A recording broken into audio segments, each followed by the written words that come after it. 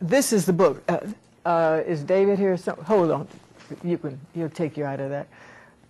This is the book I want to introduce to you by Clarence Matthews. It's called Jacob's Rite of Passage, edited by Nana Matthews.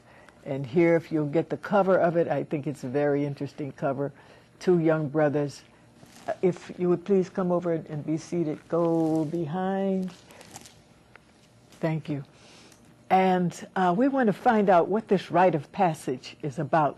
So many of our men have not had the possibility, have not had the opportunity to have correct rites of passages, those rites of passages that took them up a step to a better life, to a better understanding of who they are, and introduce them to the world as spiritual people. So I want to find out what this rite of passage is all about by welcoming our brother, came all the way from New Jersey. He's a brother who has listened to us on the radio here for quite some time. Thank you for coming. Thank you for coming here. All right, this is your first book, right? It's my first, and it's the first of a volume of 3. My daughter said to me I was going to write a short story, so she said, "Why don't you write three short stories and put them together?" I see. In other words, we are going to trace this character Jacob from the time he was born into manhood. Why did you write this book? You're talking about yourself, your childhood, your growing up. It's things that I observed growing up on the farm, the sharecropper's son, and into the small city, and then eventually into the big city. Sharecropper's son where? In Fayetteville, North Carolina. North Carolina, yeah, them Carolina Geechee right there. Yes. Is that the South or is that the North? Tar Heel Geechee. Tar Heel Geechee. Yes. Okay. Tell me a little bit about the life down there. Well, we're going back now to the 1930s and 1940s, which was a very interesting time for sharecroppers, and you're just out of slavery, less than 100 years out of slavery, onto the plantations, and even the smaller farms, sharecropping.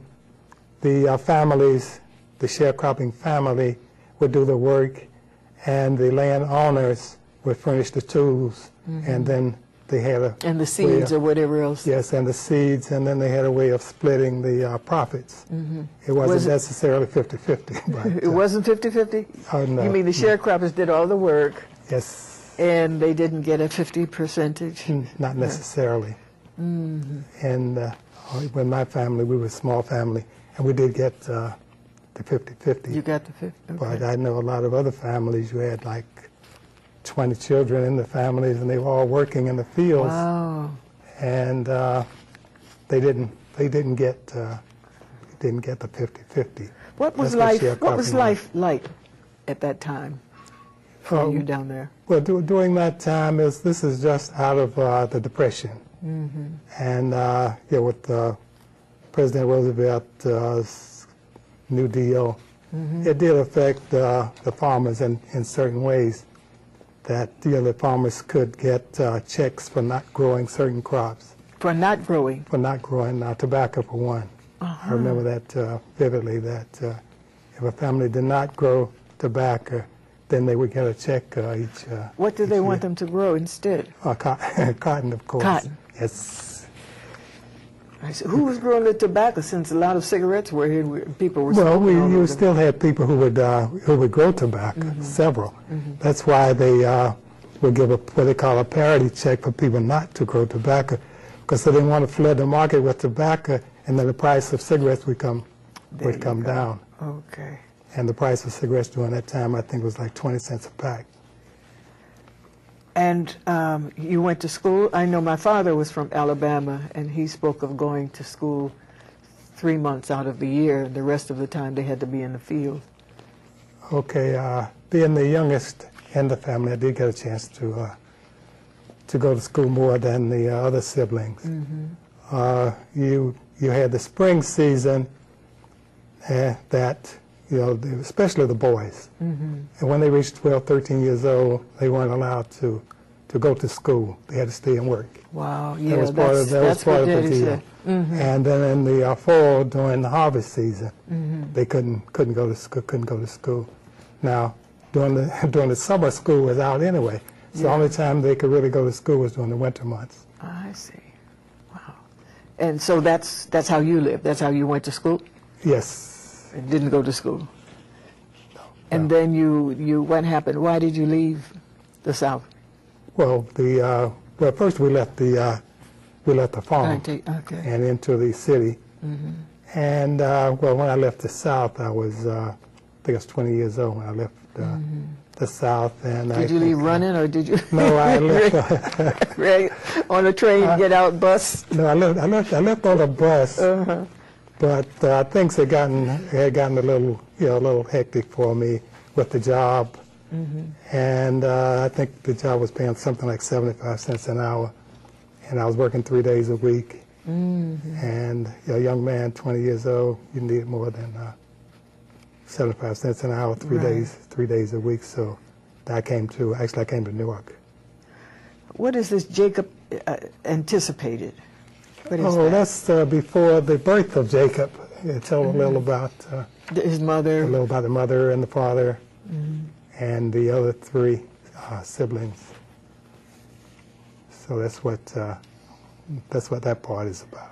Okay, so then you came here to New Jersey, straight? I came from Fayetteville to Newark, and from Newark to Jersey City.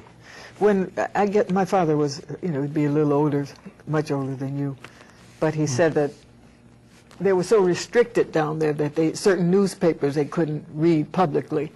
One of them was a Chicago Defender, and he said they were the porters, the railroad porters, sleeping car porters, would bring them down and secretly give them to people.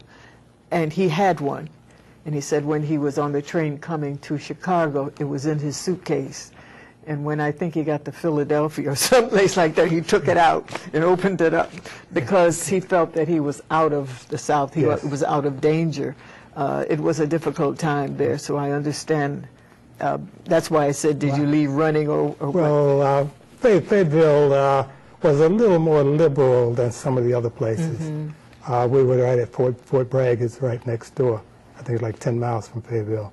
So we had the Army base, and things were a little different. Okay, so just tell me why you wrote this book.